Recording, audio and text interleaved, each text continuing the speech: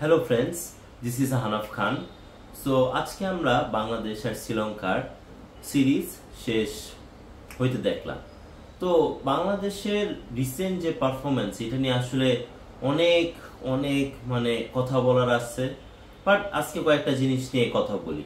যেরকম বাংলাদেশি ব্যাটসম্যানরা প্রতিদিনই কোনো না কোনো ঝামেলার মধ্যে তারা পড়তেছে। যেরকম কোনো একদিন তারা স্পিন খেলতে পারতেছে না, কোনো একদিন তারা ফাস্ট বোলারদের হ্যান্ডেল করতে পারতেছে না, আবার কোনো একদিন হয় কি কোনো একটা পার্ট টাইম বোলাররা এসে পুরা ব্যাটিং অর্ডার শেষ করে দেয়, সব উইকেট টপাটপ এসে পড়ে যায়, আর কোনো খবর আনতে আর কোনো রান বোর্ডে করতে পারে না।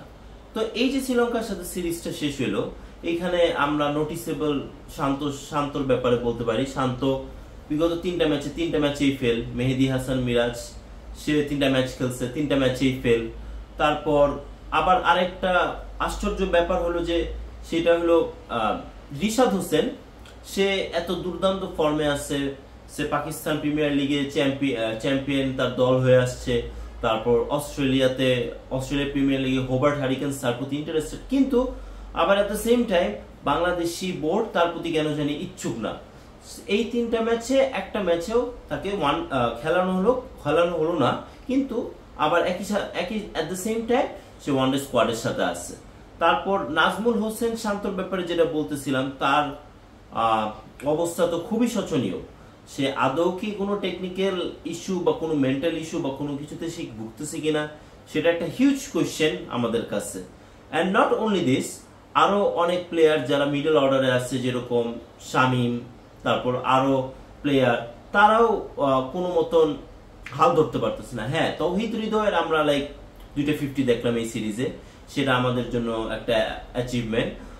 তো ওভারঅল বাংলাদেশের পারফরমেন্স গত এক বছরে আমি যদি আপনাদের হিসাব বলি, টোটাল 9টা ম্যাচ হয়েছে, including champions trophy, Afghanistan, West ইন্ডিজের সাথে সিরিজ খেলে।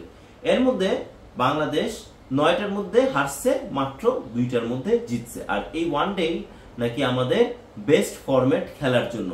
তো আসলে যে আমরা যে এই মাহমুদুল্লাহ, মুশফিক এদেরকে সবসময় বয়সের একটা কোটা দিতাম বা বলতাম এরা বুড়া হয়ে গেছে, এদের দিয়ে চলে না, বাট এখন এই যে দিনগুলো পার হইতেছে ওদের কথা আসলেই অনেক মনে পড়ে। কেন দেখা যায় at the end of the day cricket fan আমরা কোনোদিনও ক্রিকেট ছাড়তেও পারবো না, ওই ঘুরে ফিরে আমরা ওটা দেখবই। তো আসলে আমরা ক্রিকেট ব্যান করে দিব বা এটা করে দিব, এটা আসলে কোনোদিনও সম্ভব না।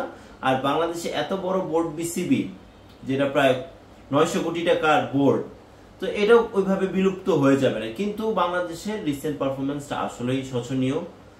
ব্যাটসম্যানদের আসলে টেকনিক্যাল জিনিসপত্র নিয়ে আসলেই কাজ করতে হবে। কেন প্রতিটা ম্যাচে আমরা দেখতেছি বোলাররা প্রচুর ভালো পারফরমেন্স করতেছে। তাসকিন, তারপর রিসেন্ট সেকেন্ড ম্যাচে তানভীর 5টা উইকেট পাইছে। তারপর তানজিম হাসান সাকিব বলেই বেশি কন্ট্রিবিউট করতেছে, আবার মাঝে মাঝে ব্যাটেও কন্ট্রিবিউট করতেছে। তো এভাবে কিন্তু বোলারসরা তাদের পারফরমেন্স মোটামুটি আলহামদুলিল্লাহ দিয়ে যেতেছে। কিন্তু অন দ্য আদার হ্যান্ড ব্যাটসম্যানদের সাইড থেকে অবস্থা খুবই শোচনীয়। লিটন দাস, সে যে ফর্মে গেছে, লিটন দাস, তারপর নাজমুল হোসেন শান্ত, এরা যে সেই ফর্মের বাইরে গেছে, এরা আর ফর্মে ফেরত আসতে পারতেছে না, তাদের টেকনিক্যাল প্রচুর ইরোর।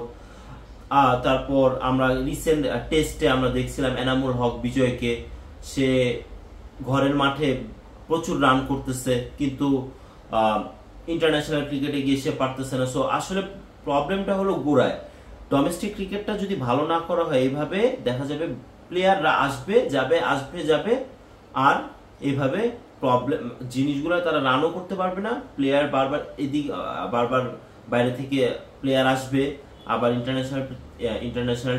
ন্যাশনাল টিম থেকে প্লেয়ার যাবে, but at the end of the day result 0 আসবে। বিকজ আমার কাছে মনে হয়, কেন একটা সত্যি কথা বলতে, ক্রিকেটার এখানে যারা আছে তারা সবাই প্রচন্ড well skilled and develop, but প্রতিটা প্লেয়ার যারা 100 মেবি 50 জনের স্কোয়াড আছে বা 100 জনের স্কোয়াড, সবাই প্রচন্ড এক্সপিরিয়েন্স, প্রচন্ড talented player, but the problem is that তাদের টেকনিক্যাল ইরোর্স আছে, যেটা নিয়ে বোর্ড থেকে কাজ করা হচ্ছে না।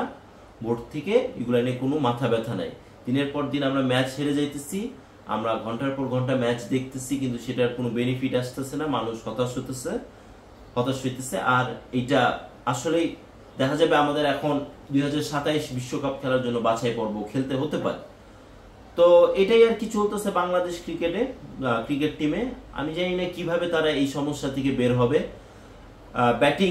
ব্যাটিংটা নিয়ে ওদের কাজ করতে হবে মাস্ট, এটা নিয়ে আসলে আর কোনো কিছু বলার নাই। তো I hope that Bangladesh team Gates out of this problem very soon, hopefully.